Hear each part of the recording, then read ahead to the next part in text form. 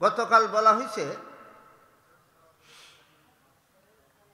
ইউসুফ আলাইহিস সালামের মাধ্যমে যে মিশরের শাসন ক্ষমতা স্থানীয়দের হাত থেকে বহিরাগতদের হাতে গেছিল এবং প্রায় 400 বছর তাদের হাতে শাসন ক্ষমতা রয়েছিল,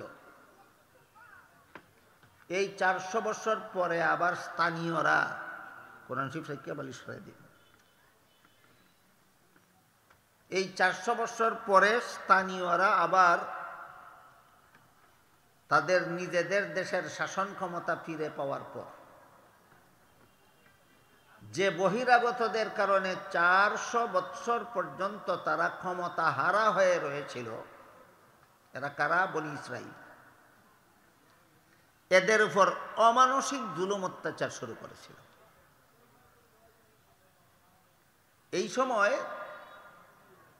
যখন স্থানীয়রা শাসন ক্ষমতা ফিরে পেয়ে বিগত দিন যাদের হাতে শাসন ক্ষমতা ছিল তাদের বিরুদ্ধে রাজনৈতিক প্রতিহিংসা চরিতার্থ করার জন্য জুলুম অত্যাচার শুরু করেছিল, এই সময়ের মিশরের রাজা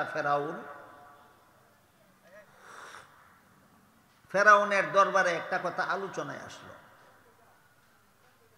যে আমরা যে এই নির্দোষ মানুষদেরকে জুলুম অত্যাচার করতেছি, আল্লাহ যদি এদের মধ্যে কোনো নবী পাঠাইয়া দেন, নবীর বিরুদ্ধে কেউ যুদ্ধ করে পারে না, কাজে আমাদের সকল জুলুম অত্যাচারের বিচার হয়ে যাবে, তখন আমাদের উপায় কি হবে? এই প্রশ্নের সমাধানের জন্য ফেরাউনে একটা আইন জারি করে দিল। আইন জারি করলো, আজকের থেকে বনি ইসরাইলের বংশে যত ছেলে সন্তান জন্ম হবে এদেরকে হত্যা করে ফেলা হবে, কারণ আল্লাহর একটা স্থায়ী নিয়ম আছে, আল্লাহ কোনো মহিলাকে নবী বানান না, আল্লাহ শুধু পুরুষকে নবী বানান। কাজী বনি ইসরাইলের বংশের ছেলেদেরকে যদি শিশুকালেই হত্যা করে দেওয়া হয় তাহলে বয়স্কও হতে পারবে না, নবী হওয়ার সম্ভাবনাও থাকবে না। এই আইন জারি করার দীর্ঘদিন পরে যখন দেখা গেল যে শ্রমের কাজ করাবার জন্য কোনো যুবক পুরুষ পাওয়া যায় না, বলেন তো কেন? শিশুকালে হত্যা করে ফেলেছে, যুবক পাইব কই? তখন এই সমস্যাটা আবার ফেরাউনের দরবারে আলোচনা হয়েছে। আপনার একটা আইন তো আমরা মানলাম, বনি ইসরাইলের বংশে যত ছেলে জন্ম হইল সবগুলিকে বৎসরের পর বৎসর আমরা হত্যা করে ফেলাইলাম। এখন যে সমাজের শ্রমের কাজ করাবার জন্য, লেবারের কাজ করাবার জন্য কোনো পুরুষ পাওয়া যায় না, এই সমস্যার সমাধান কি? তখন ফেরাউন বলল, আমি আমার আইনটা সংশোধন করে দিতেছি। এই বলে ফেরাউন তার আগের আইন সংশোধন করে নতুন আইন জারি করে দিল। এই প্রসঙ্গে গতকাল একটা মহামূল্যবান কথা আলোচনা হয়েছে, যেই কথাটা আমাদের সমাজের সাধারণ মুসলমান তো সাধারণ মুসলমান, অনেক বড় বড় শিক্ষিত মুসলমানেও জানে না, এবং না জানার কারণে সারা জীবনই না কানি চুবানি খায়।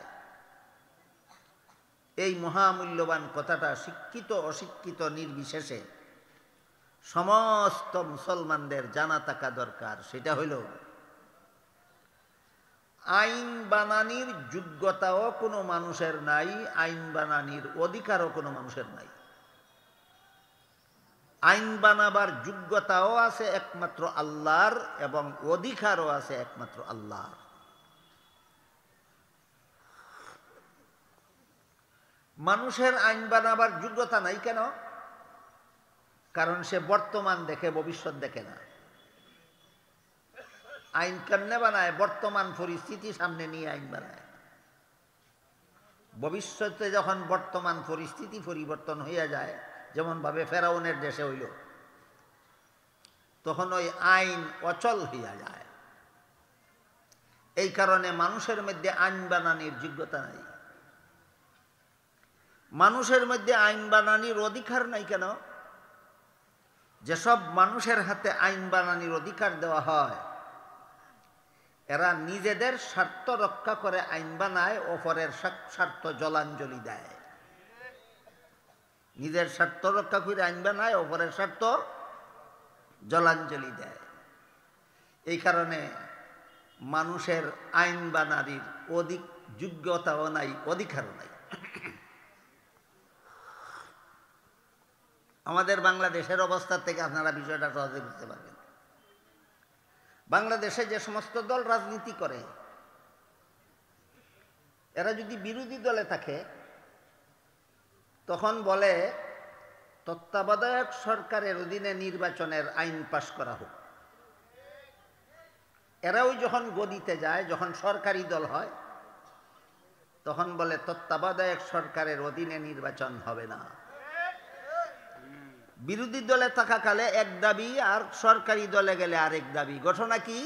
ঘটনা হইল স্বার্থবাদী। ঘটনা হইল স্বার্থবাদী। একেবারে বাস্তব তরতাজা উদাহরণ আপনাদের সামনে তুলে ধরলাম। বুঝে থাকলে বলেন তো, আইন বানানির অধিকার আছে কোনো মানুষের? যদি অধিকার দেওয়া হয় তাহলে কি করে? নিজের স্বার্থ রক্ষা করিয়া অপরের স্বার্থ জলাঞ্জলি দিয়ে আইন বানায়। এই জন্য মানুষের আইন বানানির যোগ্যতাও নাই, আইন বানানির অধিকারও নাই। আইন বানানির যোগ্যতাও আছে একমাত্র আল্লাহর, এবং অধিকারও একমাত্র আল্লাহর। আইন বানানির যোগ্যতা আল্লাহর কিভাবে? আল্লাহ শুধু মানুষের মতো বর্তমান দেখেন, ভবিষ্যৎ দেখেন না। অতীত বর্তমান ভবিষ্যৎ সমানভাবে দেখেন। কাজী আল্লাহ ভবিষ্যতের সবকিছু সামনে নিয়ে আল্লাহ আইন বানান। আল্লাহর আইন কিছুদিন পরে অচল হয় না। আর আল্লাহ যত আইন বানান, একটাও নিজের স্বার্থে নয়, সবগুলি আইন আল্লাহ বানান বন্দাদের স্বার্থে। আল্লাহ স্বার্থবাদীও না, আল্লাহ ভবিষ্যতের অন্ধও না। এই জন্য আইন বানানির অধিকারও একমাত্র আল্লাহর, আইন বানানির যোগ্যতাও একমাত্র আল্লাহর। তাহলে মানুষের কি কাজ? এই পর্যায়ে জেনে নেওয়া দরকার। তাহলে মানুষের কি কাজ? যেসব মানুষের রাজনীতি করে, এরা কি করবে? আইন যদি বানানির যোগ্যতাও না থাকে, অধিকারও না থাকে। গতকাল পরিষ্কারভাবে আমি বলে দিছি, মানুষের মধ্যে যারা রাজনীতি করে এবং সরকার গঠন করে, এরা যদি মুসলমানের দেশের সরকার হয়ে থাকে, তাহলে এদের দায়িত্ব হইল আইন বানানি না, আল্লাহর আইন বাস্তবায়নের ব্যবস্থা করা। বলেন, মুসলমান সরকারের দায়িত্ব আইন বানানি না আল্লাহর আইন বাস্তবায়নের ব্যবস্থা করা? আইন বানানি তোমার কাম না। নাগালে না পাওয়া অঙ্গখানা চুলকাতে যেও না, ফেরাউনের অবস্থা হবে। ফেরাউনে কি করছিল? আইন বানাইছিল। বানাইছিল না? কি আইন বানাইছিল?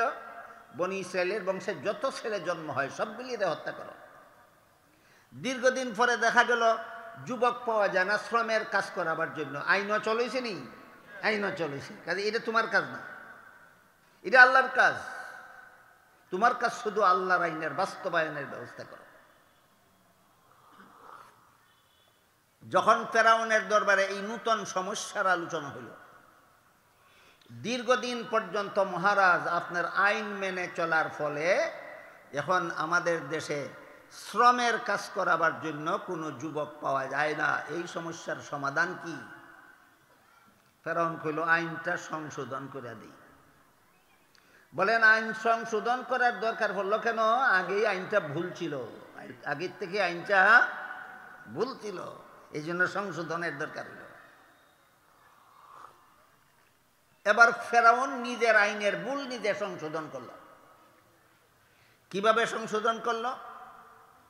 বলল, এখন থেকে 1 বছর বনি ইসরাইলের বংশে যত ছেলে জন্ম হবে এদেরকে ছেড়ে দেওয়া হবে, হত্যা করা হবে না, শ্রমিক বানাবার জন্য, লেবার বানাবার জন্য। আর 2য় বছর যত ছেলে জন্ম হবে বনি ইসরাইলের বংশে এদেরকে হত্যা করে ফেলা হবে নবী না হওয়ার জন্য। বলেন তো, এই আইনের দ্বারা নবী না হওয়ার ব্যবস্থাটা কি 100 ভাগ বন্ধ হইল, না অর্ধেক বন্ধ অর্ধেক খোলা? অর্ধেক বন্ধ। যারা মন গড়া আইন বানায় এদের অবস্থা এমনই হয়। মন গড়া আইন যারা বানায় এদের অবস্থা এমনই হয়। একবারের আইন ভুল হয়, আর একবারের আইনও এমন ফাঁক থাকে যে ফাঁকের কারণে আইন গাইন হইয়া যায়।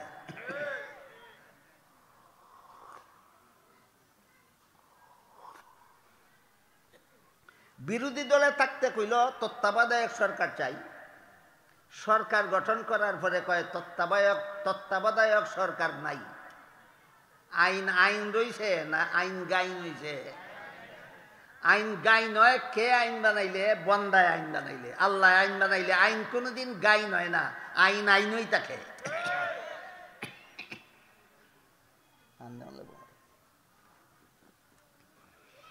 ফেরাউন এবার নতুন আইন বানাইল, সংশোধিত আইন। 1 বৎসরের ছেলেদেরকে রেখে দেওয়া হবে শ্রম খাটাবার জন্য, আর 1 বৎসরের ছেলেদেরকে হত্যা করে ফেলা হবে নবী না হওয়ার জন্য।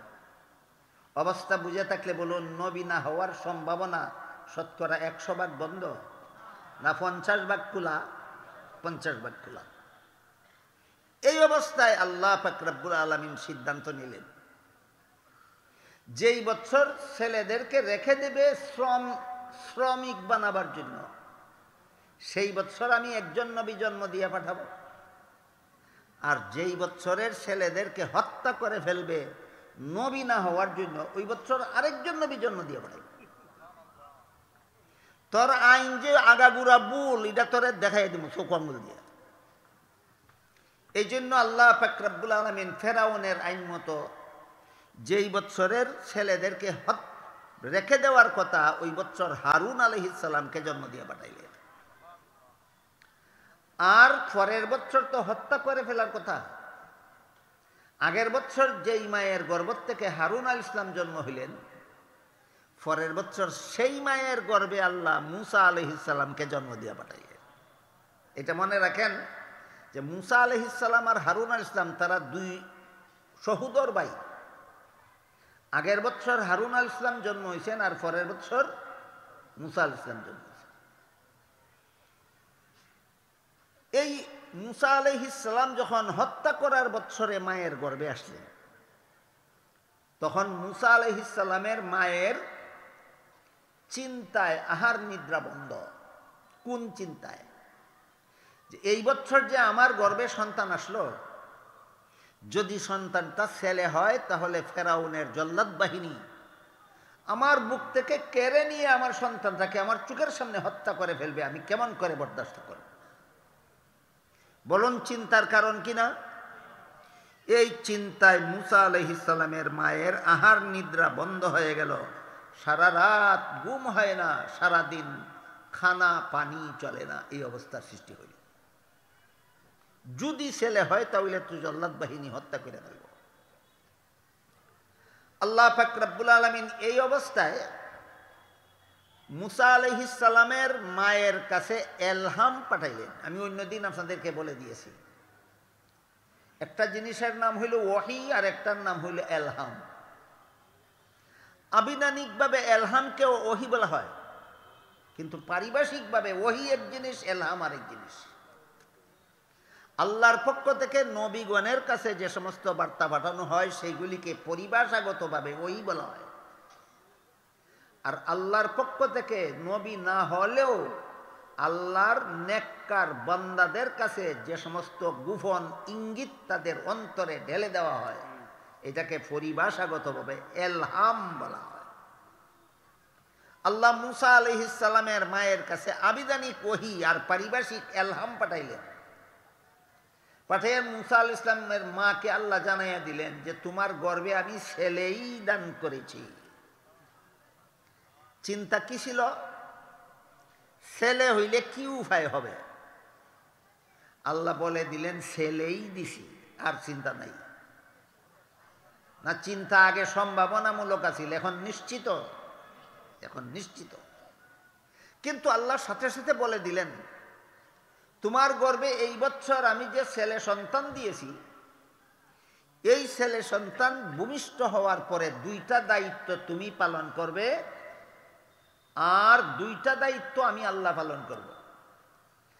এর মাধ্যমে তোমার ছেলেকে আমি শুধু ফেরাউনের জল্লাদ বাহিনীর হাত থেকে রক্ষা করব না, বরং তাকে সযত্নে লালন পালনের ব্যবস্থা করে দেব। এইভাবে আল্লাহ মুসা আলাইহিস সালামের মায়ের মনের চিন্তা দূর করে দিলেন, নিশ্চিন্ত করে দিলেন তার অন্তরকে। দুই দায়িত্ব দিলেন মাকে, আর দুই দায়িত্ব দিলেন আল্লাহ নিজে। মুসা নবীর মাকে যে দুই দায়িত্ব দিলেন তার একটা হলো, এই ছেলেটাকে তুমি জন্ম হওয়ার পরে একটা বাক্সে ঢুকাইবা। এক দায়িত্ব হলো বাক্সে ঢুকাইবা তুমি তোমার ছেলেটাকে, আর এক দায়িত্ব হইল এই ছেলেটাকে তুমি নীল নদে ভাসাইয়া দেবে। বাক্সে ঢুকানি এক দায়িত্ব, নদীতে ভাসাইয়া দেওয়া আরেক দায়িত্ব। আর দুই দায়িত্ব নিলেন আল্লাহ নিজে। এক দায়িত্ব হলো নদীর পানিতে ভাসাইয়া দিলেও আমি আল্লাহ কুদরতি ব্যবস্থায় বাক্সটাকে পানির নিচে ডুবতে দেব না। বাক্স, তোমার ছেলে বহন করা বাক্সটা পানির উপর ভাসতে থাকবে। আর এক দায়িত্ব হলো এই ছেলেকে আমি আল্লাহ নিরাপদে আবার তোমার কুলে ফিরাইয়া দিব। বুঝে থাকলে বলেন তো, মাকে দিলেন ক দায়িত্ব, নিজে নিলেন ক দায়িত্ব?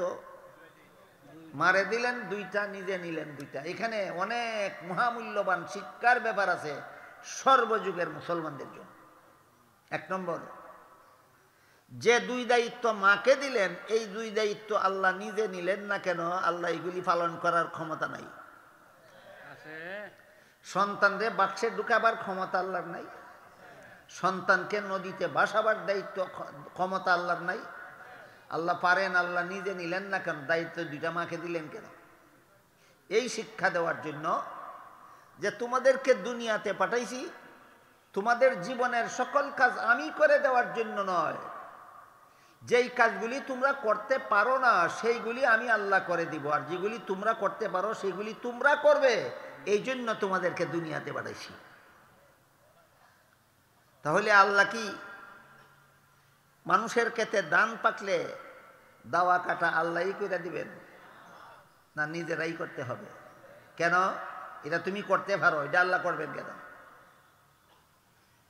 মানুষের ক্ষেতে বীজ বুনার দরকার হইলে আল্লাহ আসমান থেকে বীজ বুনে দিবেন, না কৃষকের নিজেরাই বীজ বুনতে হবে? কেন? এটা তুমি পারো, এটা আল্লাহ করে দিবেন কেন? আল্লাহ করে দিবেন তোমার ক্ষেতের ফসল যখন ফলে উঠবে, এই ফসলের গাছে যখন দানের ছড়া বের হবে, ছড়ার প্রতিটি দানার ভিতরে একটি করে চাউল সৃষ্টি করার কাজটা তুমি করতে পারবে না। এই দায়িত্বটা আমি আল্লাহর হাতে রইল। এখান থেকে আমাদের বুঝে নেওয়ার দরকার, আল্লাহ মানুষকে কোন কাজের দায়িত্ব দেন আর আল্লাহ নিজে কোন কাজের দায়িত্ব নেন। যে কাজ করার ক্ষমতা আল্লাহ মানুষকে দিয়েছেন, এই কাজের দায়িত্ব মানুষকে দেন। আর যে কাজের ক্ষমতা আল্লাহ মানুষকে দিছেন না, সেই কাজের দায়িত্ব আল্লাহ নিজে গ্রহণ করেন। এর সহজ উদাহরণ, আল্লাহ পাক রব্বুল আলামিন মানুষকে বিয়া করার সামর্থ্য দিছেন, কিন্তু সন্তান জন্ম হবে কি না হবে না সেটা মানুষের হাতে রাখছেন না, আল্লাহর হাতে রাখছেন। বিয়া করার দায়িত্ব মানুষের, সন্তান দেওয়ার দায়িত্ব আল্লাহর। আমার কথাগুলি বুঝে থাকলে বলুন তো, বিয়া করার দায়িত্ব মানুষের কেন? আল্লাহ কেন বিয়া করেন না? এটা তুমি পারো, এটা আমি করবো কেন? বান্দা যেটা পারে সেটা আল্লাহ করেন না, তুমি যেটা পারো এটা তুমি করো। কিন্তু বিয়ে করলেই সন্তান হওয়ার গ্যারান্টি নাই। সন্তান দেওয়া না দেওয়ার মালিক আমি আল্লাহ। বলেন, বিয়া করা না করার দায়িত্ব কার? বান্দার। সন্তান দেওয়া না দেওয়ার দায়িত্ব কার? আল্লাহ। কাজেই কেউ যদি মনে করে আমার জীবনে কোনো কাজ করার মতো নাই, আমার সকল কাজ আল্লাহ করে দেবে, সে বৈরাগী, তারে কয় বৈরাগী। আর কেউ যদি মনে করে আমার কোনো কাজ আল্লাহ করে দেওয়ার মতো নাই, আমার জীবনের সকল কাজ আমাকেই করতে হবে, সে নাস্তিক। যে বলে আমার সকল কাজ আল্লাহ করে দেবেন। তাহলে তোর বিয়াও আল্লাহ করে দিবনি, তোর বিয়া তুই করন লাগবো। কাজেই যে কেউ যদি মনে করে আমার সকল কাজই আল্লাহ করে দিবে, এ বৈরাগী।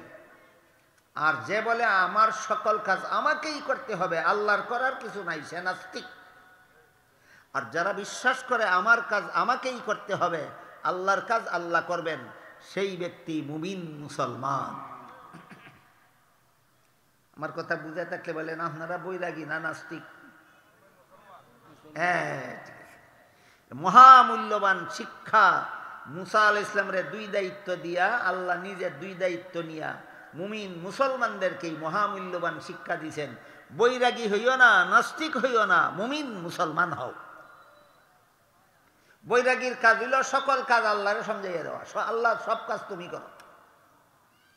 নাস্তিকের কাজ হইল সব কাজের দায়িত্ব নিজে নেওয়া, আল্লাহর জন্য কিছু বাকি না রাখা। মুমিন মুসলমানের কাজ হইল আমার কাজ আমি করব, আল্লাহর কাজ আল্লাহ করবে। এইটা হইল মুমিন মুসলমানের কাজ। তাই আল্লাহ পাক রব্বুল আলামিন মুসা আলাইহিস সালামের মাকে দিলেন এমন দুই দায়িত্ব, যে দুই দায়িত্ব তিনি পালন করার ক্ষমতা রাখেন।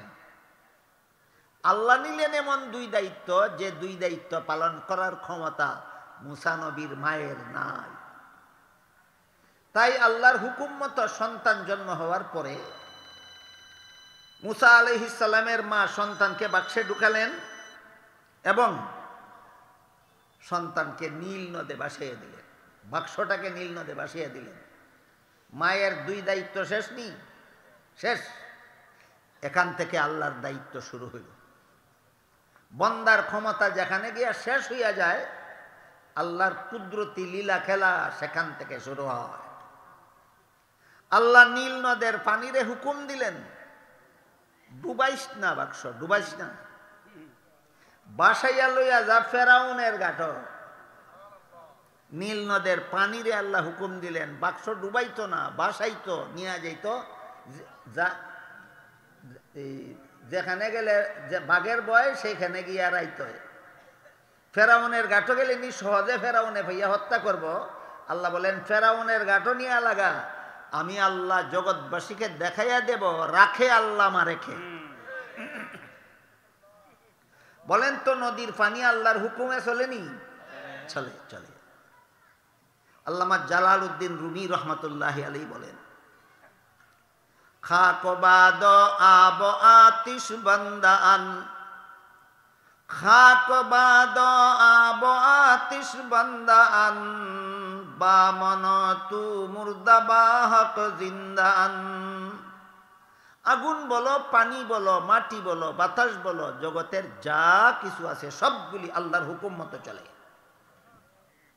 আসমান জমিন, চন্দ্র সূর্য, গ্রহ নক্ষত্র, পাহাড় পর্বত, নদী নালা, জীব জন্তু, গাছপালা, সব কিছু আল্লাহর হুকুম মতো চলে। দুইটা জাতি আল্লাহর হুকুমের অবাধ্য চলে। দুই জাতি ছাড়া জগতে যা কিছু আছে সব কিছু আল্লাহর হুকুমে চলে। এই দুই জাতির এক জাতির নাম হইল মানুষ, আর এক জাতির নাম হইল জিন। মানুষকে আল্লাহ হুকুম দিছেন নামাজ পড়ো, নামাজ না পড়ে চলারও ক্ষমতা দিছেন। জিনকে আল্লাহ হুকুম দিছেন এবাদত করো, এবাদত না করে জীবনযাপনেরও ক্ষমতা দিছেন পরীক্ষার জন্য। তোমারে হুকুম দিলাম নামাজ পড়ো, যদি পড়ো তাইলে আল্লাহর পরীক্ষায় ফাঁস। না পড়ারও ক্ষমতা দিলাম, ক্ষমতা পাইয়া যদি নমস্কার না পড়ো তাহলে তুমি আল্লাহর পরীক্ষায় ফেল। বলেন তো মানুষ এবং জিনকে হুকুম দিয়া হুকুম লঙ্ঘন করার ক্ষমতা কেন দিলেন? পরীক্ষা করার জন্য। আল্লাহর পরীক্ষায় যারা পাশ করবে তাদের জন্য আল্লাহ জান্নাত তৈরি করেছেন, আল্লাহর পরীক্ষায় যারা ফেল করবে তাদের জন্য আল্লাহ জাহান্নাম তৈরি করেছেন। এবার বলেন মানুষ আর জিন ছাড়া আর বাকি আল্লাহর জগতে যা কিছু আছে সবগুলি আল্লাহর হুকুম করায় গন্ডায় পালন করে কিনা? তাই নীল নদের পানি আল্লাহর হুকুম করায় গন্ডায় পালন করল। আল্লাহ হুকুম দিল বাক্স ডুবাইও না, বাসায় নিয়ে যাও, ফেরাউনের ঘাটে নিয়ে যাও। আল্লাহর হুকুমে নীল নদের পানি মুসা নবী, শিশু মুসা নবীকে বহন করে বাসাইয়া নিয়া ফেরাউনের গাঠে লাগাইল।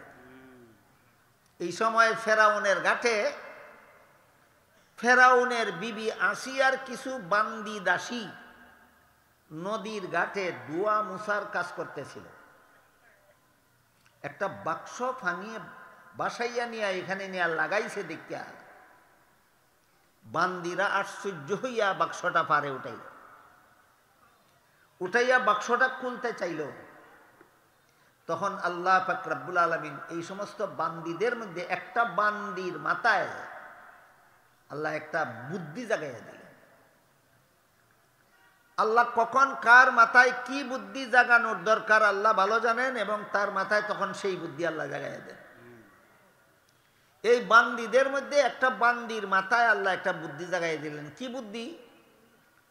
বান্দি বুদ্ধি করে কইল যে এই বাক্সটা নদীর পানিতে ভাসিয়ে আসছে, আমরা যদি নদীর ঘাটেই খুলি আর খোলার পরে যদি এটার ভিতরে কোনো টাকা পয়সা সোনার উফা ধন দৌলত পাওয়া যায়, রাজার গড় নিয়ে গেলে পরে রাজার রানী আসিয়ায় কইব তোরা এই টাকা পয়সার বাক্স সোনার উফার বাক্স নদীর ঘাটও খুলছস, না জানিয়ে আমার কাছে লইয়া আইবার আগে কি পরিমাণ চুরি করছস। চুরি না কইরা খামোখা চুর হব কেন? আমরা গাঁট ও বাক্স খুলতামই না। চলো রানীর সামনে নিয়ে বাক্স খুলি, টাকা পয়সা ফাইলে যেন আর আমরা চুরি করছি কইতে না পারে।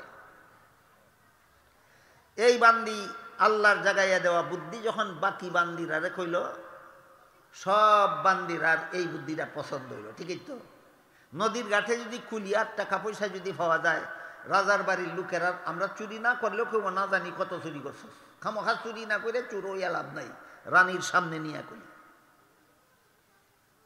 বান্দিরা এই বাক্স নিয়ে ফেরাউনের রানী আসিয়ার সামনে নিয়ে বাক্সটা করল। কত টাকা পাওয়া গেল? কি পরিমাণ সোনার রূপা পাওয়া গেল? একটা লাওয়ারিশ ছেলে পাওয়া গেল। কি পাওয়া গেল? লাওয়ারিশ ছেলে। আশ্চর্য সংবাদটা মুহূর্তের মধ্যে মিশর শহরে ছড়াইয়া পড়ল।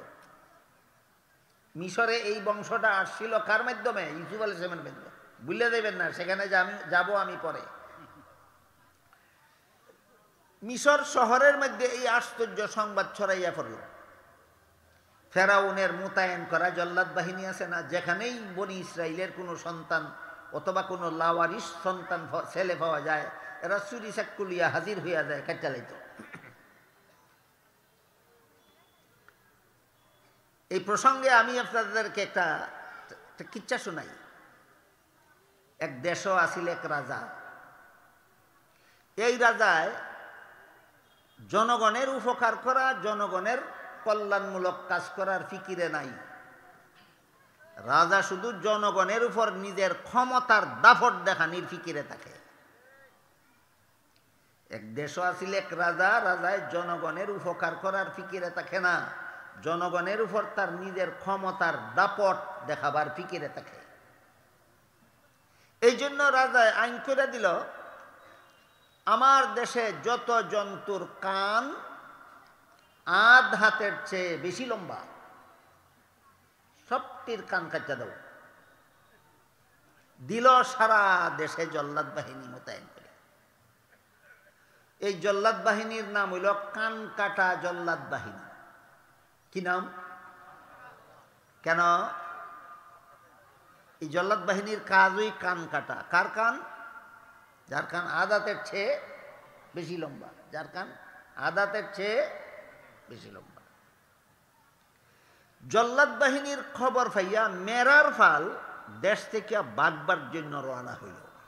বেড়ার পাল রাস্তার মধ্যে খরগোশের সাথে দেখা। খরগোশে কয়, মেরার ফাল তোরা কই যাস? কয় দেশান্তর হইয়া যায়। কেন? কয় রাজার কান কাটা জল্লাদ বাহিনী আসতেছে। খরগোশে কয় জল্লাদ বাহিনী আসলে কি হবে? রাজার আইন হইল আদাতের চেয়ে লম্বা কান হইলে কাটবো। আমার কান আদাতের চেয়ে লম্বা, কাটলে আমারটা কাটবো, তোরারটা তো 1.5 ইঞ্চি লম্বা। মেরার খান কি আদাত লম্বা না 1.5 আঙ্গুল? তোরারটা তো 1.5 আঙ্গুল, তোরা তো আইনের আওতায় ফরস না। বাগলে আমার বাগন দরকার, তোরা বাগস করে। কয় চিনছস না রে, চিনছস না, এই সরকারের জল্লাদ বাহিনী আগে খাইটালায় পরে মাফে, আগে পরে মাফে। আমার মাত্রই 1.5 আঙ্গুল কান আগেই যদি কাইটালায় তে পরে মাফলেই আসে কি যায়, আর না মাফলেই কি আসে যায়। কাজে এই রাজার দেশে আর বসবাস করার উপায় নাই। এইরকম ওই ফেরাউনের জল্লাদ বাহিনী বনি ইসরাইলের বংশের ছেলে জন্ম হইলি কাটালাও, সাথে সাথে ফেরাউনের জল্লাদ বাহিনী আইয়া রাজবাড়িতে হাজির হয়ে গেল। বলল নিশ্চয়ই এটা বনি ইসরাইলের ছেলে হইব, আমাদের হাত থেকে বাঁচাবার জন্য নদীতে ভাসাইয়া দিছে, কাজে আমাদের কাছে সমঝাইয়া দাও, এর কান আমরা কাটাল, এই এর আমি হত্যা করে ফেলব। ফেরাউনের বিবি আসিয়া কইল তোমাদেরকে কাটতে দেব না, এই সন্তানটা আমার মহব্বত লাগে, আমি এই সন্তানটাকে লালন পালন করব। অনেক লম্বা কথা আছে এখানে, মুফাসসিরিনে কেরাম তাফসীরের কিতাবে লিখেছেন এই যে ফেরাউনের বিবি আসিয়া কইল আমার মহব্বত লাগে, একটা কথার কারণে আল্লাহ ফেরাউনের বিবি আসিয়াকে এত বড় ইমানদার বানাইলেন, মরণের সময় তার জান্নাতের ঠিকানা দেখে দেখে হাসতে হাসতে মরণ হল। এই ঘটনার থেকে মুফাসসিরিনে কেরাম লিখেছেন কিয়ামত পর্যন্ত নবী থাকলে নবী আর নবী না থাকলে নায়েবে নবীদের সাথে যাদের অন্তরে মহব্বত থাকবে এদের সবাইকে আল্লাহ মরণকালে ফেরাউনের বিবি আসিয়ার মতো ইমানদার অবস্থায় মরণ নসিব করবেন। নবীর প্রতি যার অন্তরে ঘৃণা থাকবে, অথবা কোনো নায়েবে নবীর অন্তরে নায়েবে নবীর প্রতি যার অন্তরে ঘৃণা থাকবে, কোনো আলেমের প্রতি যদি কারো অন্তরে ঘৃণা থাকে, কোন কারণে তিনি আল্লাহর কথা বলেন কেন, রাসূলের কথা বলেন কেন, কোরআনের কথা বলেন কেন, হাদিসের কথা বলেন কেন, হালাল হারামের কথা বলেন কেন, জায়েজ না জায়েজের কথা বলেন কেন, এই কারণে যদি কোনো আলেমের প্রতি কোনো লোকের অন্তরে ঘৃণা থাকে তাহলে ফেরাউনের মতো বেঈমান অবস্থায় মরণ হবে। বাকি অংশটাও শুনেন। ফেরাউনের বিবি আসিয়া যখন কইল আমার মহব্বত লাগে, তোমাদেরকে হত্যা করতে দেব না, আমি লালন পালন করব। জল্লাদ বাহিনী কইল আমরা সরকারের বেতন খাই, যে ডিউটি করার জন্য সরকার আমাদেরকে বেতন দেয়, এই ডিউটি কইরা বেতন হালাল কইরা খাইতে হবে। ডিউটি না কইরা বেতন খাইলে এই বেতন খাওয়া আমাদের হালাল হবে না। সরকারে আমাদেরকে বেতন দেয় হত্যা করার জন্য, তোমার মহব্বত লাগে এই কারণে যদি হত্যা না করি তাহলে আমাদের বেতন হালাল হইব কিভাবে? আমার তো মনে হয় ফেরাউনের কর্মচারীদের যতটুকু দায়িত্ববোধ ছিল, বর্তমান দুনিয়ার অনেক মুসলমান সরকারের কর্মচারীদেরও এতটুকু দায়িত্ববোধ নাই। বেতন হালাল কইরা খাওয়ার ফিকির অধিকাংশ সরকারি কর্মচারীদের না।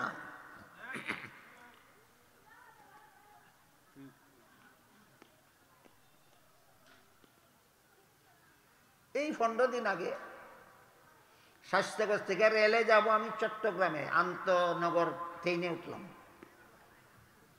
সিটে বসা আছি, 3টা লোক আমার সামনে এমনভাবে জট পাকাইয়া দাঁড়াইল যে এদের কারণে আমি শান্তিতে বসতে পারতেছিলাম না।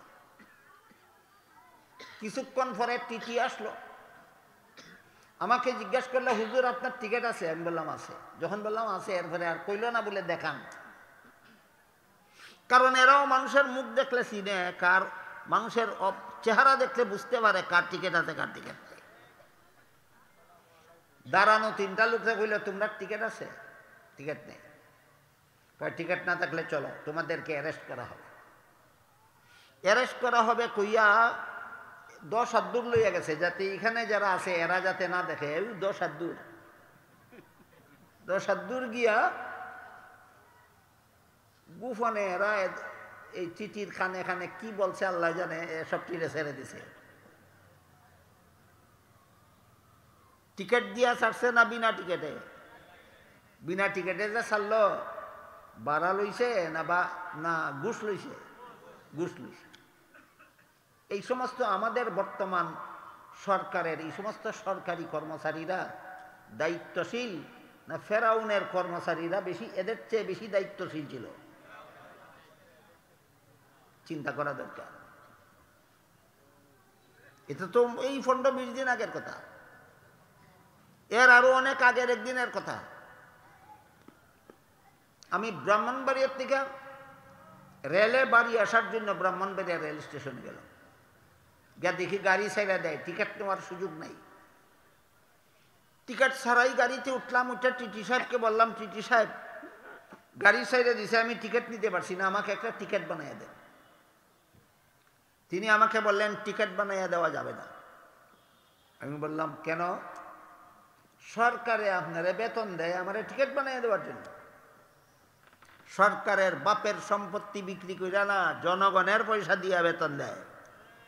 এই কথাটা আপনাদের সকলের জানা থাকা দরকার।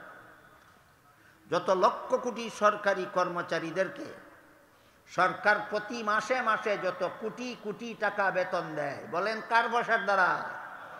জনগণের পয়সার দ্বারা বেতন দেয়। আমি বললাম জনগণের পয়সা দিয়ে সরকারে তোমার বেতন দেয়, আমাকে টিকিট বানিয়ে দেওয়ার জন্য, তুমি বানিয়ে দেওয়া যাবে না কেন? কয় টিকিট বানিয়ে দিলে শুধু ভাড়া দিলে হবে না, বিনা টিকিটে রেল চড়ার জরিমানাও দিতে হবে। আমি বললাম ভাড়াও দেব, জরিমানাও দেব, টিকিট বানিয়ে দেব। এখন তিনি নরম সুরে কয়, হুজুর জরিমানা তো লাগবেই না, ভাড়াও সবটা লাগবে না, টিকিট ছাড়া যা মনে চাই দিয়া দেন। কি ছাড়া? টিকিট ছাড়া। আমাদের সরকারের এই কর্মচারী বেশি সৎ না ফেরাউনের ওই কর্মচারী বেশি সৎ? এটা বুঝতে হবে। এই ধরনের ঘুষখোর যত সরকারি কর্মচারী মুসলমানদের দেশে অথবা অমুসলমানদের দেশে বর্তমান দুনিয়াতে আছে, এই সমস্ত ঘুষখোর সরকারি কর্মচারীর চেয়ে ফেরাউনের কর্মচারী শতগুণ বেশি সৎ ছিল। ফেরাউনের কর্মচারী থেকে বর্তমান সময়ের সরকারি ঘুষখোর কর্মচারীরা জঘন্যতম খারাপ।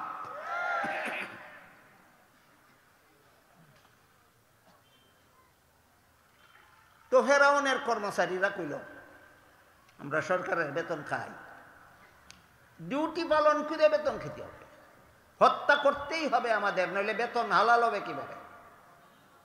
ফেরাউনের বিবি আসিয়ায় কয় আইন করছে ফেরাউনে এই সমস্ত সন্তানদেরকে হত্যা করার জন্য। ফেরাউন তো আমার স্বামী, ওই আমার স্বামী যদি আমারে এই সন্তানটা লালন পালনের অনুমতি দিয়া দেয়, তাহলে তোমরা হত্যা করে নেওয়ালাকে। কর্মচারীরা কইল এটা ঠিক আছে, তোমার স্বামীর আইন আমরা পালন করি, তোমার জন্য যদি তোমার স্বামী আলাদা আইন করে বলে একটা ছেলে তোমাকে পালন করতে দিলাম, আমরা হত্যা করব না, কিন্তু এক্ষুনি জিজ্ঞাসা করো তোমার স্বামীকে তোমার অনুমতি দেয় কিনা। এই কথা বলে জল্লাদ বাহিনী চুরি চাকু হাতে নিয়ে দাঁড়ায় রইল। রাখলে একটু শুনছো হবার, এই কথা কইয়া জল্লাদ বাহিনী চুরি চাকু হাতে নিয়ে দাঁড়ায় রইল। আর ফেরাউনের বিবি আসিয়া শিশু মুসাকে কুলে নিয়ে ফেরাউনের কাছে হাজির হইল। হাজির হইয়া কাহিনী সবটা কইল। এইভাবে একটা লাওয়ারিস ছেলে পাওয়া গেছে, তোমার জল্লাদ বাহিনী তাকে হত্যা করে ফেলতে চায়। আমি বলেছি আমার মহব্বত লাগে, আমি লালন পালন করতে চাই, এরা তোমার অনুমতি ছাড়া মানে না, এবার বলো তুমি অনুমতি দাও কিনা। জিজ্ঞাসা করা মাত্রই ফেরাউনে কয় এই আসিয়া, তোর মহব্বত লাগতে পারে, আমার মহব্বত লাগে না। এই দুইটা কথা মুফাসসিরিনে কেরাম তাফসীরের কিতাবে ধরছেন ভালো করে। বিবি আসিয়ায় যে কইছিল মহব্বত লাগে, এই কারণে আল্লাহ বিবি আসিয়ার ঈমান নসিব করছেন। ফেরাউনে যে কইছিল মহব্বত লাগে না, এই জন্য ফেরাউনের ঈমান নসিব হইছে না। এখান থেকে মুফাসসিরিনে কেরাম আরো লিখেছেন নবী এবং নায়েবে নবীর বেলায় একই কথা। নবীরে মহব্বত করা যেমন ঈমান, ঘৃণা করা কুফুর। নায়েবে নবী ওয়ারাসাতুল আম্বিয়া, যারা নবীগণের দায়িত্ব পালন করবেন, তাদেরকে মহব্বত করলে বিবি আসিয়ার মতো ইমানদার অবস্থায় মরণ হবে। আর আলেমদের প্রতি যাদের অন্তরে মহব্বত থাকবে না, ফেরাউনের মতো বেঈমান অবস্থায় মরণ হবে। জীবনে যতই নামাজ রোজা করো না কেন, জীবনে যতই হজ করো না কেন, উমরা করো না কেন, আলেমদের প্রতি যদি তোমার অন্তরে ঘৃণা থাকে, কোন কারণে?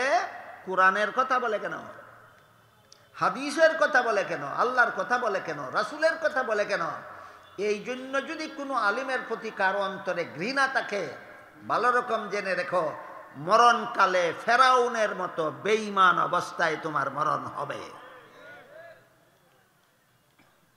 বলেন তো, এই সমস্ত ঘটনার ভিতরে আমাদের অনেক মূল্যবান বিষয় শিখার মতো আছে কিনা? এই সমস্ত ঘটনা, এই জন্য আল্লাহ এই সমস্ত ঘটনা সবিস্তারে কোরআনে বর্ণনা করেছেন।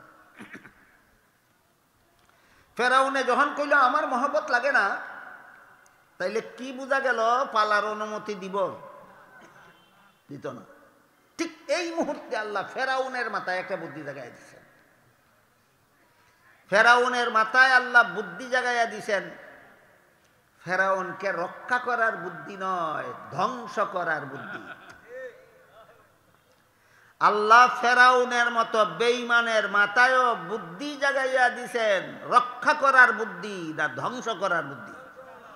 কাজেই ফেরাউন পন্থীরা ভালো রকম যেন বুঝে রাখে, তোমার মাথায় বুদ্ধি আল্লাহই জাগাইয়া দেয়, তোমারে রক্ষা করার বুদ্ধি না, তোমারে ধ্বংস করার বুদ্ধি আল্লাহ তোমার মাথায় জাগাইয়া দেয়। ফেরাউনের মাথায় আল্লাহ এই সময় কি বুদ্ধি জাগাইয়া দিল?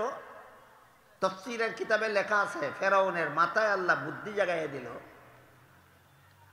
স্বামী স্ত্রী মিলেমিশে সুখের সংসার গড়তে হইলে খুঁটিনাটি কিছু বিষয় একজনেরটা আরেকজনের পছন্দ না হইলেও অমান্য নিতে হয়। একটা মূলনীতি। এটা কিন্তু শুধু ফেরাউন আর আসিয়ার ব্যাপারে না, সারা দুনিয়ার সমস্ত দম্পতির জন্যই এই নিয়ম, সমস্ত স্বামী স্ত্রীর জন্য এই নিয়ম। স্বামীর জন্য উচিত স্ত্রীর খুঁটিনাটি কিছু কাজকর্ম কথাবার্তা পছন্দ না হইলেও তুমি সহ্য করো।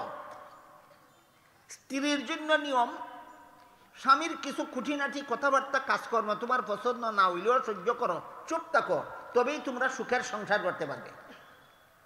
আর সামান্য একটু মর্জির খেলাপ হইলেই যদি ঝগড়া লাগাইয়া দাও, তোমাদের সংসার গড়া হবে না, সংসার ভেঙে যাবে।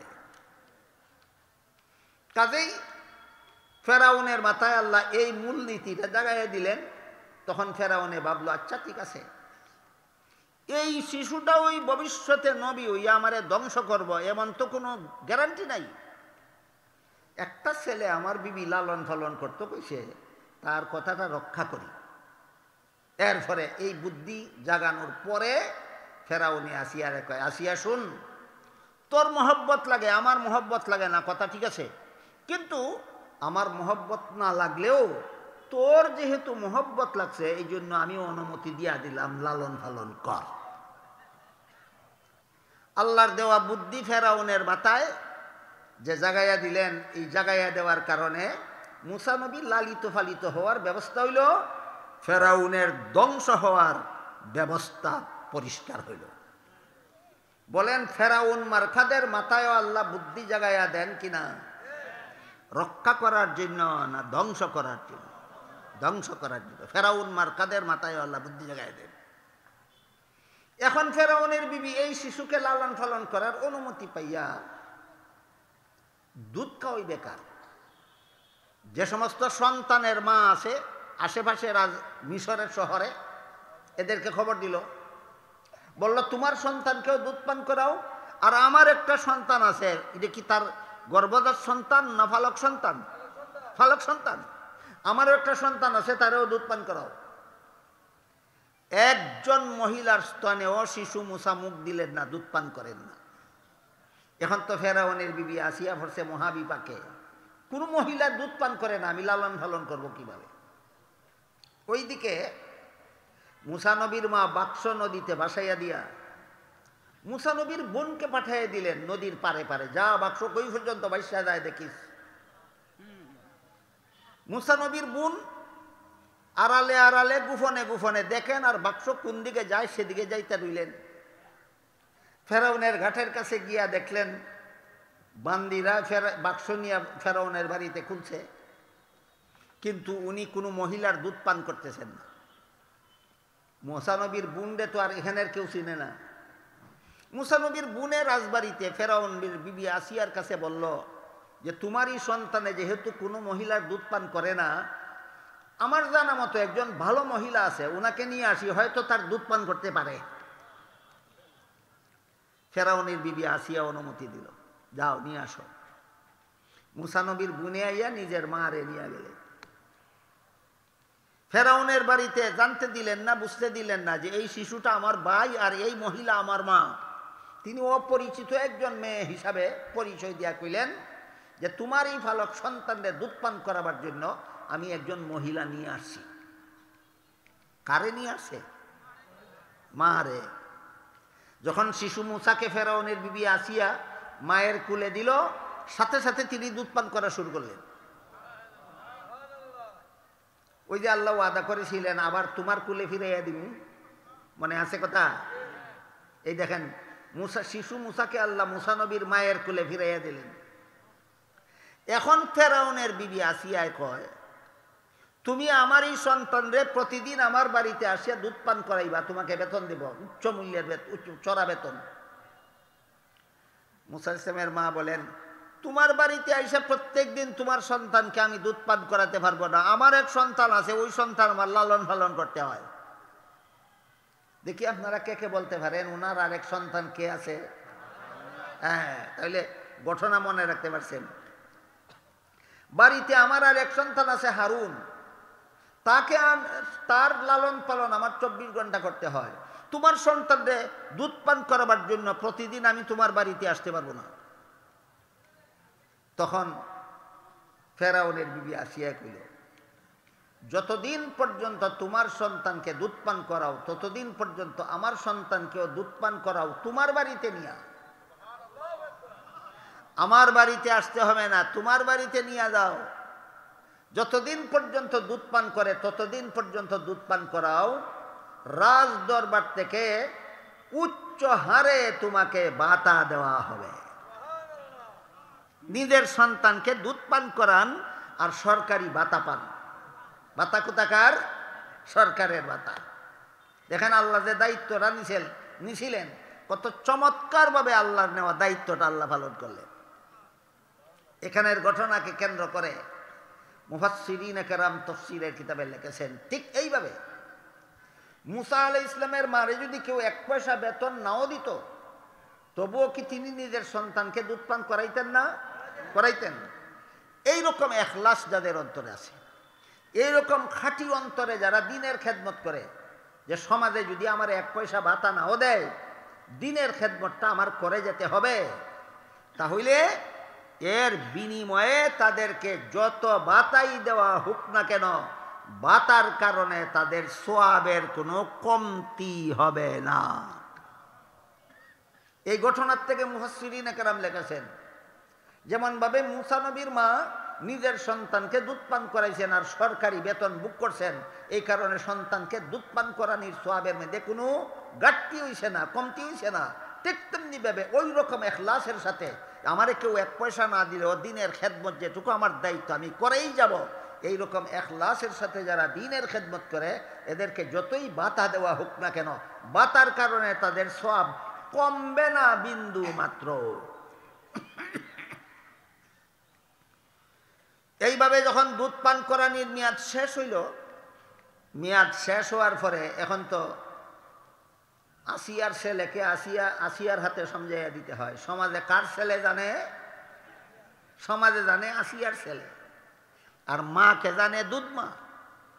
মুসা নবীর আসল মাকে সমাজে জানে দুধ মা, আর আসল মা জানে ফেরাউনের বিবি আসিয়াকে।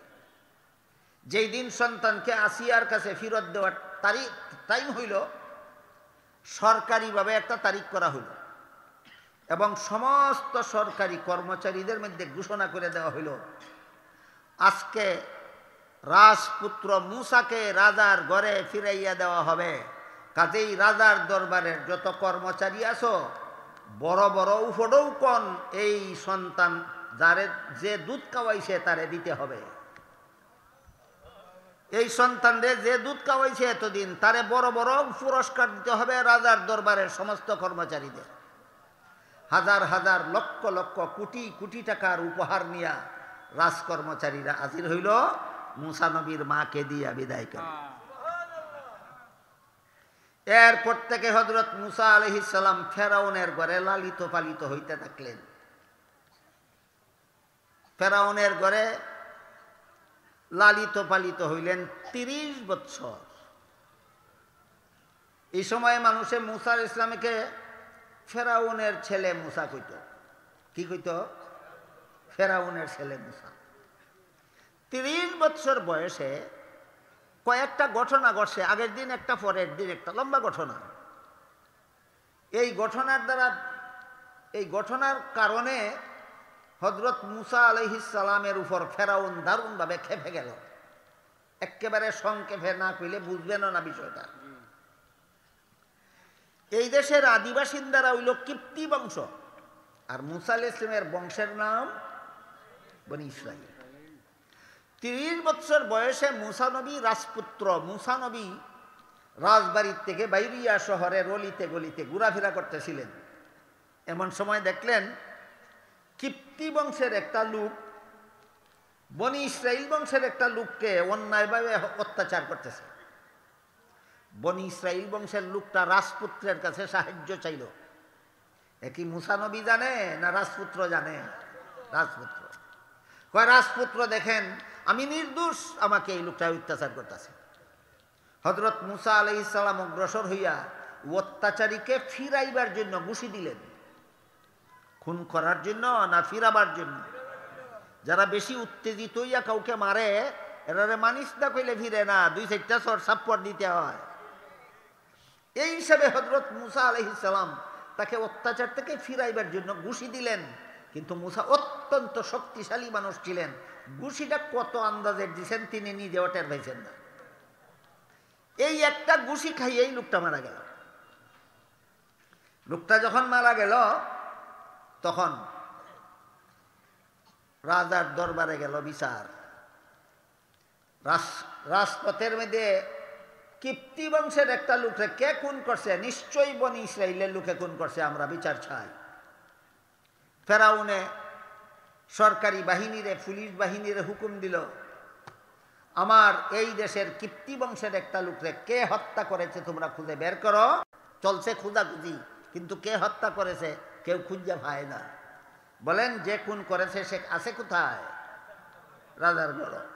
আছে কই? রাজার ঘর। কে খুন করছে খুঁজে পাওয়া যাইতেছে না। এমত অবস্থায় মুসা নবী পরের দিন আবার ঘোরাফেরা করতে বাইরিলেন।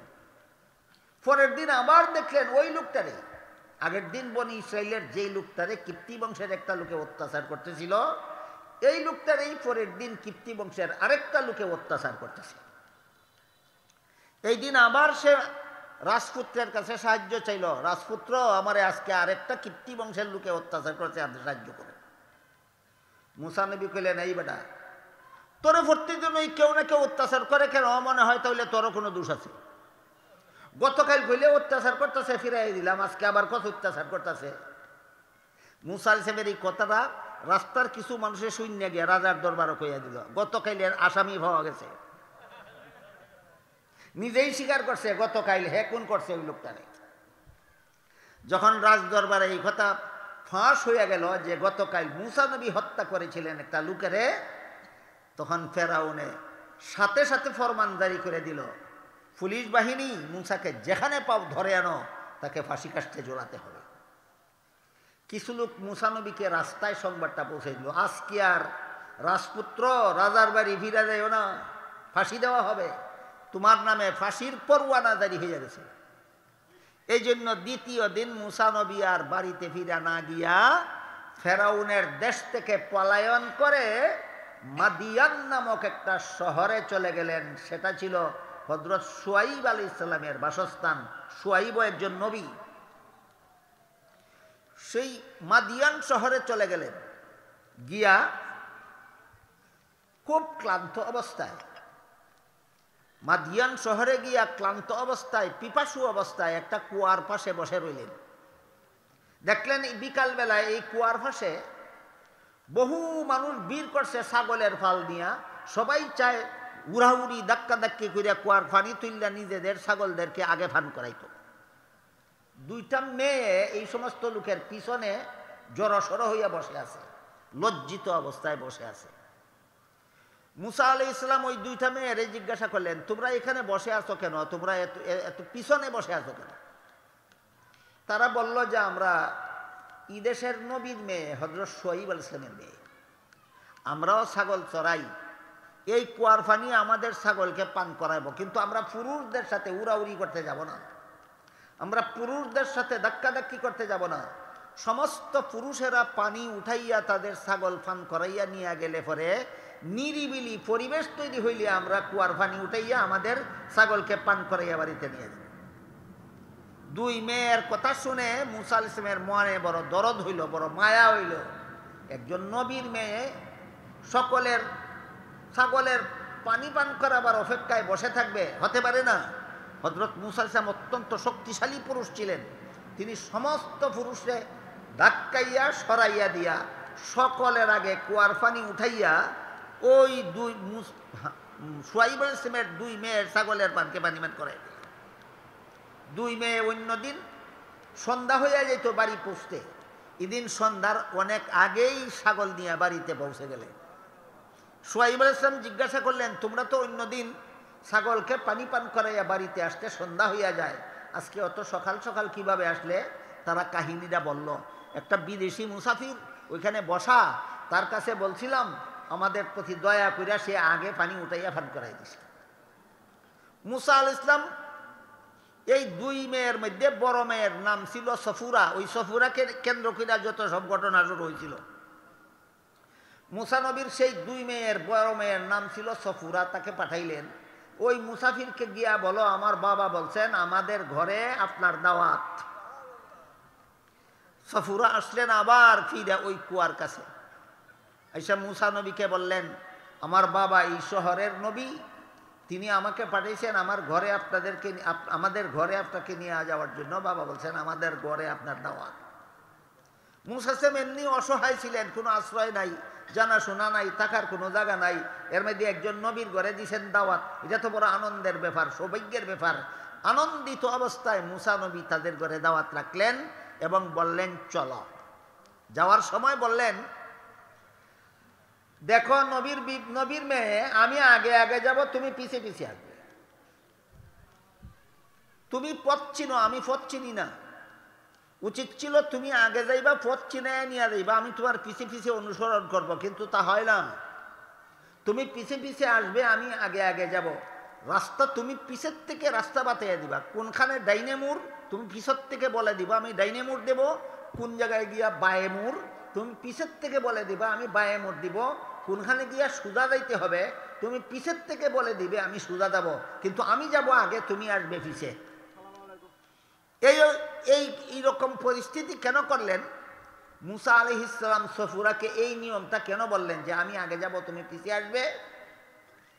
এর কারণ বর্ণনা করে মুফাসসিরিনে কেরাম তাফসীরের কিতাবে লেখেন, একটা যুবক পুরুষ আর একটা যুবতী মহিলা, যদি যুবতী মহিলাটা যুবক পুরুষের আগে থাকে, ইচ্ছায় হোক অনিচ্ছায় হোক তার দৃষ্টিটা মহিলার উপরে পড়বে।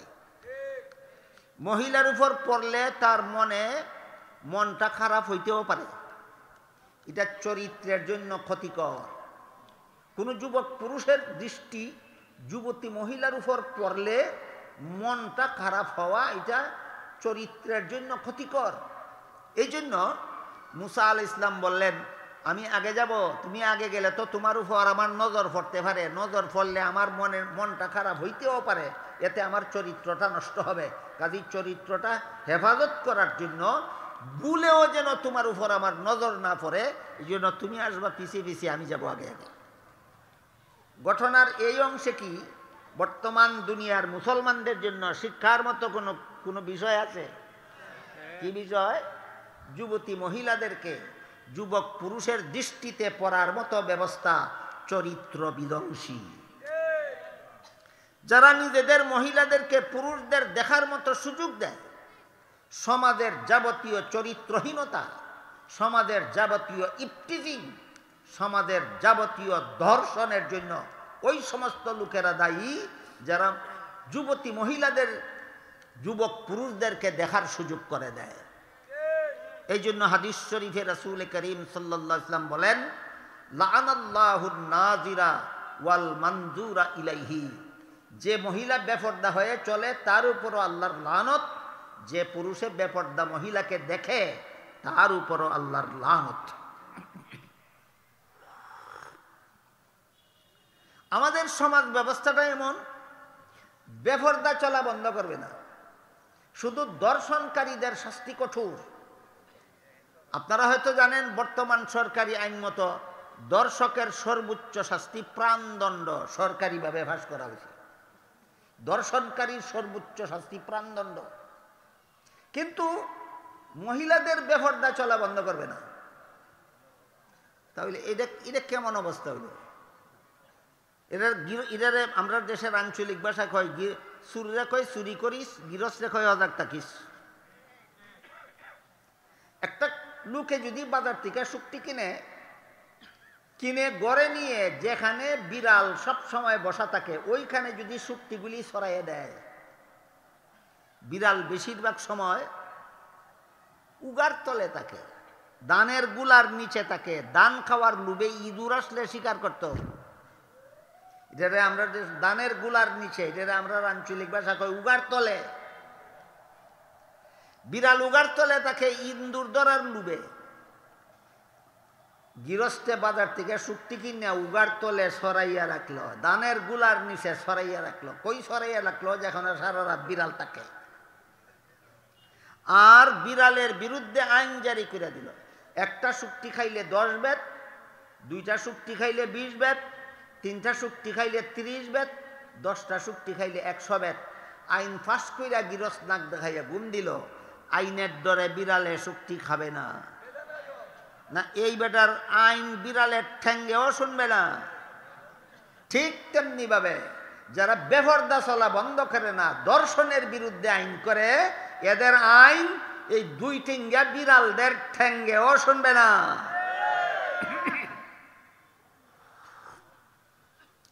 দর্শন আর ইফটিজিং বন্ধ করার ব্যবস্থা, এদের বিরুদ্ধে আইন পাস করা নয়। দর্শন এবং ইফটিজিং বন্ধ করার একমাত্র ব্যবস্থা মহিলাদেরকে পর্দায় রাখা।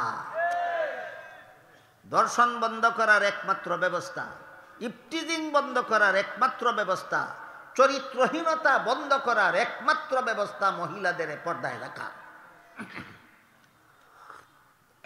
এই সমাজের অনেক মুসলমান এমন আছেন যারা 5 বেলার নামাজ যে ফরজ এটা বুঝে রাখে, পরেও রমজান মাসে রোজা যে ফরজ এটা বুঝে রাখেও, যাকাত দেওয়া যে ফরজ এটা বুঝে দেয়ও, ফর্দা যে ফরজ বুঝেও না, করেও না। বলেন শুধু নামাজ ফরজ না ফর্দাও ফরজ? শুধু রোজা ফরজ না ফর্দাও ফরজ? তুমি এক ফরজ আদায় করছো আর এক ফরজ আদায় করছো না, তোমারও ফায়দা কি হবে? এর উদাহরণ হলো উযুর 4 ফরজ। ক ফরজ? মুখ ধোয়া, হাত ধোয়া, মাথা মাসা করা, ফাউ ধোয়া। মুখ ধুইছে, হাত ধুইছে, মাথা মাসা করছে না, মাথা মাসা করছে, ফাউ না ধুইয়া নামাজ পড়ে লইছে, তার নামাজের যেই দশা। তুমি নামাজ পড়ছো, রোজা রাখছো, ফর্দা মানো না, তোমার নামাজ রোজারও সেই দাম ওই লোকের মুখ ধোয়া আর হাত ধোয়ার যেই দাম।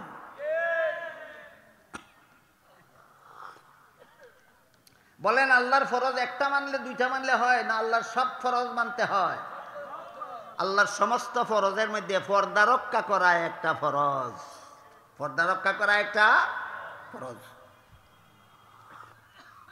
এই জন্য হযরত মুসা আলাইহিস সালাম বললেন, তুমি আগে গেলে তোমার উপর আমার নজর পড়বে, পর্দা লঙ্ঘন হবে। তুমি পিছে থাকো, আমি আগে যাব, পর্দা লঙ্ঘন হবে না। রাস্তা আমি চিনি না, তুমি পিছের থেকে রাস্তা বাতাইয়া দিবা।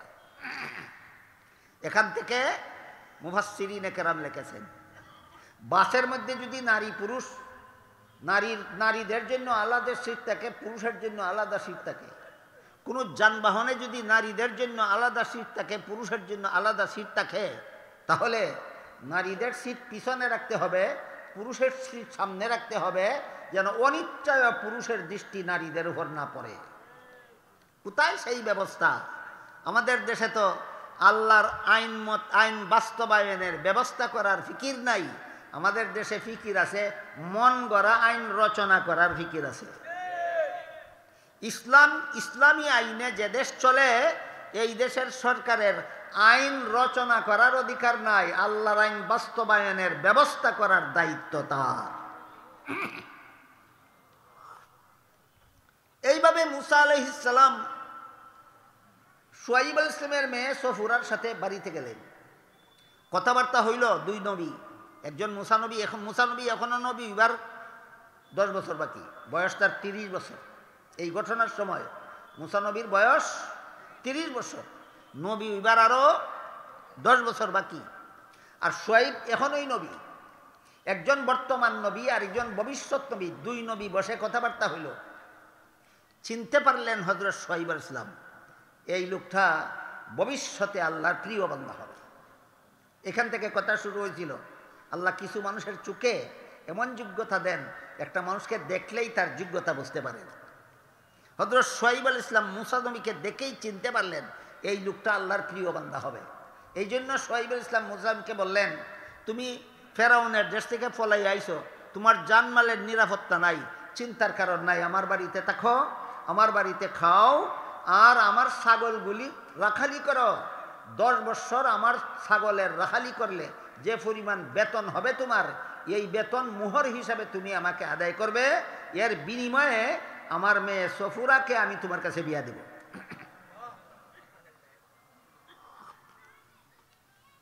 আলাপ সালাপ শুরু করার আগেই বিবি সফুরা তার বাবা শুআইব আলাইহিস সালামকে বললেন, বাবা, এই লোকটাকে আমাদের বাড়িতে রেখে দেন, আমাদের ছাগলগুলি রাখালি করার জন্য।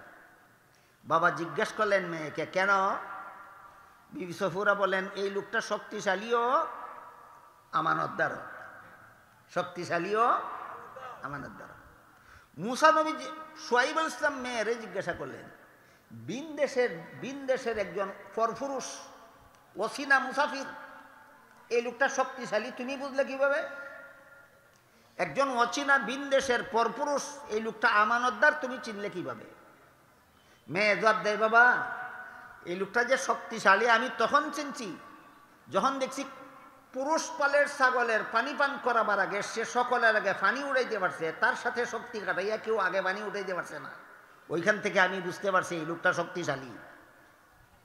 আমানতদার কেমনে বুঝলে? কয় আসবা আমাদের বাড়িতে আসার সময় আমারে কয় তার পিছে পিছে আইতাম, আর সে আগে আগে যাইতো। ইচ্ছা করলে বলতে পারতো আমি পথ চিনি না, তুমি আগে আগে যাও, আর তোমার পিছে পিছে থেকে দেখে আমি ইচ্ছা মতো তোমার দীক্ষা নয়ন জোড়াই, এইরকম কুমতলব করলে করতে পারতো, করছে না, বোঝা গেল লোকটা আমানতদার। এই মেয়েটার কথা তফসিরের কিতাবে লেখা আছে, সূরা ইউসুফের তফসিরে লেখা আছে, এই মেয়েটাকে আল্লাহ এমন দৃষ্টি দান করছিলেন যে মুসা নবীকে দেখেই চিনতে পেরেছিলেন ইনি একজন শক্তিশালী আমানতদার পুরুষ। বাকি তৃতীয়জন, এরকম দৃষ্টি সম্পন্ন তৃতীয়জন ছিল মিশরের প্রধানমন্ত্রী কিতফির। তার ঘটনা ইনশাআল্লাহ আগামীকাল শুনবেন। আল্লাহ পাক রব্বুল আলামিন আপনাদের আমাদেরকে কোরআনের এই সমস্ত ঘটনার থেকে যে সমস্ত শিক্ষণীয় বিষয় আছে এইগুলি শিক্ষা গ্রহণ করার তৌফিক যেন আল্লাহ আমাদের দান করেন। একজন হলেন হযরত আবু বকর সিদ্দিক রাদিয়াল্লাহু আনহু। ইনি হযরত উমরকে দেখে চিনতে পেরেছিলেন ইনি জগৎ শ্রেষ্ঠ আদর্শ শাসনকর্তা হবেন। আর একজন ছিলেন হযরত শুআইব আলাইহিস সালামের মেয়ে সফুরা।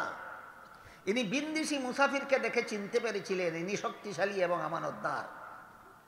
আর একজন হলো মিশরের প্রধানমন্ত্রী। ওই ইউসুফ যখন মিশরে গেলেন তখনকার মিশরের প্রধানমন্ত্রী কিতফির, তাকে তার দৃষ্টিতে আল্লাহ এমন যোগ্যতা দান করেছিলেন, ইউসুফকে দেখা মাত্র সে চিনতে পেরেছিল এই লোকটা একজন ভবিষ্যতে একজন কর্মঠ লোক হবে, এমন আদর্শ কর্মঠ লোক হবে। এই জন্য মিশরের প্রধানমন্ত্রী এই তথাকথিত গুলামকে কেনার জন্য দর কষাকষি শুরু করলো। দর কষাকষি জিজ্ঞাসা করলো তোমাদের গোলামের দাম কত? এরা কয় আমরা কইয়া দাম কইতাম না, তুমি কত দিতে পারবা বলো। যতই কয় কই দামে বেচতাম না, যতই কয় কই দামে বেচতাম না, যতই কয় কই দামে বেচতাম। কি কোন দামে বেচা কইরাও কইতাম, তুমি সর্বোচ্চ কত মূল্যে কিনতে পারবা বলো। তখন মিশরের প্রধানমন্ত্রী কইল, তোমাদের এই গোলাম যদি আমার কাছে বিক্রি করো, তাইলে তার শরীর ওজন করে ওজন পরিমাণ স্বর্ণ, আরো এই পরিমাণ রূপা, আরো এই পরিমাণ রেশমি কাপড়, আরো এই পরিমাণ মেশকে আম্বর দিব, এর বেশি পারবো না, এর বেশি পারবো না। তখন তারা এই মূল্য সাব্যস্ত করেই হযরত ইউসুফ আলাইহিস সালামকে মিশরের প্রধানমন্ত্রীর হাতে বিক্রি করে দিল। বলেন কিনছিল কত দিয়ে আর বেচল কত?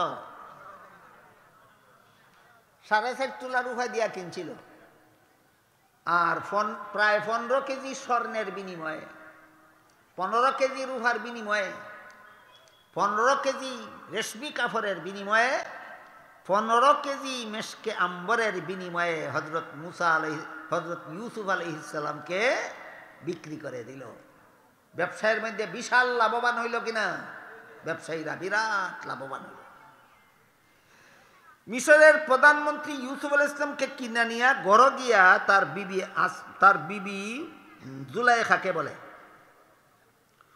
وقال الذي اشتراه من مصر لامرأته أكرمي مثواه عسى أن ينفعنا أو نتخذه ولدا وكذلك مكنا ليوسف في الأرض ولنعلمه من تأويل الأحاديث والله غالب على أمره ولكن أكثر الناس لا يعلمون। ইউসুফ আলাইহিস সালামকে কিনে নিয়ে মিশরের প্রধানমন্ত্রী কিতফির তার বিবি জুলাইখার কাছে গিয়া বলল, এই ছেলেটাকে যদিও আমি গোলাম জেনে কিনে এনেছি, তারে গোলামের মতো ব্যবহার করব না, তাকে আপন সন্তানের মতো আদর যত্ন করে লালন পালন করো।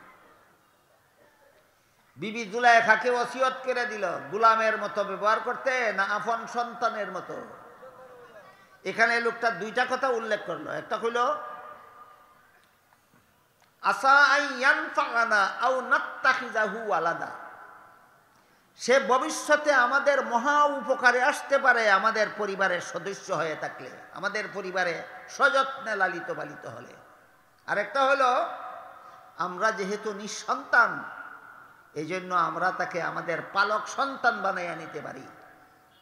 কাজেই আমাদের যে কোনো উপকারে আসুক, নিঃসন্তান দম্পতির সন্তান হতে পারুক, যে কোনোভাবেই সে আমাদের জন্য উপকারী হবে, তুমি তাকে আদর যত্ন করে লালন পালন করো। স্বামীর নির্দেশ ক্রমে জুলাইখা হযরত ইউসুফ আলাইহিস সালামকে, তাফসীরের যে বর্ণনা মতে তখন ইউসুফের বয়স ছিল 7 বছর, সেই বর্ণনা মতে জুলাইখা লালন পালন করলো আরো 33 বছর। 7 বছর বয়সে জুলাইখার লালন পালনে এসেছিলেন ইউসুফ আলাইহিস সালাম, আরো 33 বছর জুলাইখার ঘরে লালিত পালিত হলেন ইউসুফ আলাইহিস সালাম। আগের 7 আর পরের 33 হইল কত? 40। এই 40 বছর যখন পূর্ণ হইল, তখন আল্লাহ পাক রব্বুল আলামিন হযরত ইউসুফ আলাইহিস সালামের গায়ে ভরা যৌবন দান করলেন। এটা ওই জমানার কথা। সেই জমানায় মানুষ 40 বছর বয়সে পূর্ণ যুবক হইত। আর আপনারা যে জমানাতে দুনিয়াতে বাস করেন, এই জমানায় 40 বছর হইলে যৌবন বাটা পড়ে। এই জমানায় 40 বছরে যৌবনে জোয়ার আসতো, আর এই জমানায় 40 বছরে যৌবনে বাটা পড়ে। বলেন দুই জমানা এক সমান না? আকাশ পাতাল ব্যবধান, আকাশ পাতাল ব্যবধান। ওই জমানায় 40 বছর বয়সে উপনীত হলে মানুষ পুরা যৌবন লাভ করত। একদিকে হযরত ইউসুফ আলাইহিস সালাম ছিলেন কেমন সুন্দর, জগৎ শ্রেষ্ঠ, কেমন সুন্দর, জগৎ শ্রেষ্ঠ। তবে আমাদের নবীর সাথে তুলনা চলে না। এই কথা বিস্তারিত কইছি আমি গত আগে এর আগের দিন। আমাদের নবীর সাথে তুলনা চলে না। আমাদের নবীর কথা বাদ দিলে হযরত ইউসুফ আলাইহিস সালাম সমস্ত জগৎবাসী সুন্দর মানুষের চেয়ে বেশি সৌন্দর্য দান করেছিলেন হযরত ইউসুফ আলাইহিস সালামকে। এমন সুন্দর মানুষটার গায়ে যখন ভরা যৌবন, এমন সুন্দর মানুষটার গায়ে যখন ভরা যৌবন, আর একটা মূর্তি পূজারী মহিলা তার লালন পালনকারী। বলেন মূর্তি পূজারী মহিলারাও ইসলাম ধর্মের পর্দা পালন করে? পর্দা পালন করে না। জুলেখা প্রথম জীবনে মূর্তি পূজারী ছিল। এই ঘটনা ইনশাআল্লাহ ধারাবাহিকভাবে বিস্তারিত আপনারা শুনতে পাবেন, ধৈর্যের সাথে শুনতে থাকুন। জুলেখা প্রথম জীবনে মূর্তি পূজারী ছিল। এই যে ৩৩ বছর ইউসুফ আলাইহিস সালামকে লালন পালন করলো, এই সময়েও জুলেখা মূর্তি পূজারী। ওই একটা মূর্তি পূজারী যুবতী মহিলা যখন জগৎ শ্রেষ্ঠ সুন্দর একটা যুবক পুরুষকে বেপর্দা অবস্থায় অবাধে আনাগুনা চলাফেরা করার সুযোগ পাইল, এই সুযোগে জুলেখা হযরত ইউসুফ আলাইহিস সালামের প্রেমে পাগল হয়ে গেল। এক সময় ইউসুফের কাছে জুলেখা, আমি আরেকদিন কইছি আপনাদেরকে, প্রেম কি একতরফা হয় না দুই পক্ষে? দুই পক্ষে। যে প্রেম করে তারে কয় প্রেমিক, যারে ভালোবাসে তারে কয় প্রেমাস্পদ। যে প্রেম করে তারে কয় প্রেমিক, আর যার সাথে প্রেম করে তারে কয় প্রেমাস্পদ বাংলায়। আরবিতে প্রেমিকরে কয় আশিক, আর প্রেমাস্পদরে কয় মাসুক। প্রেমিকরে কয় আশিক আর প্রেমাস্পদরে কয় মাসুক। এই প্রেম ভালোবাসার জালে গোটা জগৎটাই আবদ্ধ। প্রেম ভালোবাসার জালে গোটা জগৎটাই আবদ্ধ। এই জন্য প্রেম ভালোবাসা সম্পর্কেও ইসলামের কিছু বিধিবিধান আছে। এটা আপনারা জানার দরকার নাই, দুই চারজনে কইছে দরকার। প্রেম ভালোবাসা সম্পর্কে মহামূল্যবান কথাবার্তা আছে, জানা দরকার। জানলে আমরা বুঝতে পারবো স্বামী স্ত্রীর প্রেম ভালোবাসা কোন পর্যায়ে পড়ে। জানলে আমরা বুঝতে পারবো বিয়া ছাড়া নারী পুরুষের প্রেম ভালোবাসা কোন পর্যায়ে পড়ে। জানলে আমরা বুঝতে পারবো নবীর সাথে উম্মতের প্রেম ভালোবাসা কোন পর্যায়ে পড়ে। জানলে আমরা বুঝতে পারবো আল্লাহর সাথে বান্দার ভালোবাসা কোন কোন পর্যায়ে পড়ে। আল্লাহ পাক রব্বুল আলামিন পবিত্র কোরআনের এক আয়াতে বলেন, وَمِنَ النَّاسِ مَن يَتَّخِذُ مِن دُونِ اللَّهِ أَندَادًا يُحِبُّونَهُمْ كَحُبِّ اللَّهِ وَالَّذِينَ آمَنُوا أَشَدُّ حُبًّا لِلَّهِ। আল্লাহ বলেন, দুনিয়াতে অনেক মানুষ আছে যারা অন্য কিছুকে আল্লাহর মতো মহব্বত করে। আল্লাহকে যেই রকম মহব্বত করার কথা ছিল এমন মহব্বত আল্লাহকে করে না, অন্য কিছুকে করে। এর একটা সহজ উদাহরণ বলুন তো, আল্লাহর সাথে যাদের সত্যিকারের মহব্বত আছে এরা আজানের পরে নমাজ না পড়ে বসে থাকতে পারে? নমাজ পড়ার জন্য মসজিদে যাওয়ার সুযোগ থাকলে মসজিদে যায়, অগত্যা মসজিদে যাওয়ার সুযোগ না থাকলেও যে কয়েকজন একত্রে বাস করে সেখানে অন্তত জমাতের সাথে নামাজটা পড়ে নেয়। আল্লাহর ভালোবাসার প্রমাণ। এবার বলুন তো, কথা বুঝে থাকলে আপনারা যে সমাজে বাস করেন এমন সমাজে এমন কোনো মুসলমান আছে কিনা যারা আজান পড়লে নামাজে না গিয়ে কয়েকজন চাষতলে বসে গল্প গুজব করে? এদের আল্লাহ বেশি ভালোবাসার পাত্র না গল্প গুজবের বন্ধুরা বেশি ভালোবাসার পাত্র? হ্যাঁ, এদের কাছে আল্লাহ বেশি ভালোবাসার পাত্র নয়, এদের কাছে গল্প গুজবের বন্ধু বান্ধব বেশি ভালোবাসার পাত্র। আল্লাহ বলেন, হতেই পারে না। মুমিন মুসলমানের কাছে সবচেয়ে বেশি ভালোবাসার পাত্র হবেন আল্লাহ। মুমিন মুসলমানের কাছে সবচেয়ে বেশি ভালোবাসার পাত্র হবেন আল্লাহ। বক্তৃতা করলে আর বক্তৃতা শুনলে আল্লাহর ভালোবাসা অন্তরে হাসিল হয় না। আল্লাহর ভালোবাসা অন্তরে হাসিল হওয়ার জন্য যেই জিনিসটা জরুরি সেটা হলো জন্ম থেকে নিয়ে মৃত্যু পর্যন্ত প্রতিটি মুহূর্তে মুহূর্তে আল্লাহ আমাকে কি কি দয়া মায়া করেছেন, করতেছেন, করবেন, এই আলোচনা শোনা এবং একা একা নিরিবিলি এই বিষয় নিয়ে গবেষণা করা। আস্তে আস্তে অন্তরে আল্লাহর মহব্বত এবং ভালোবাসার সৃষ্টি হয়ে যাবে। কাজেই জুলাইখা যে হযরত ইউসুফ আলাইহিস সালামের জন্য প্রেমের পাগল হইল, এটা কোন স্তরের প্রেম? এরপরে এক সময় জুলাইখা ইসলাম গ্রহণ করলো, ইউসুফ আলাইহিস সালামের কাছে বিয়া হইল, তখনও জুলাইখা ইউসুফকে ভালোবাসলো, ওইটা কোন স্তরের প্রেম? আর মুমিন বান্দারা যে আল্লাহকে ভালোবাসবে এটা কোন স্তরের প্রেম? কোন প্রেমের বিধান কি, কোন প্রেমের ফলাফল কি, এইগুলি বোঝার জন্য প্রেমের স্তরগুলি ইনশাআল্লাহ বুঝতে হবে। ইনশাআল্লাহ আগামীকাল আমি এখান থেকে আপনাদের সামনে আলোচনা শুরু করব।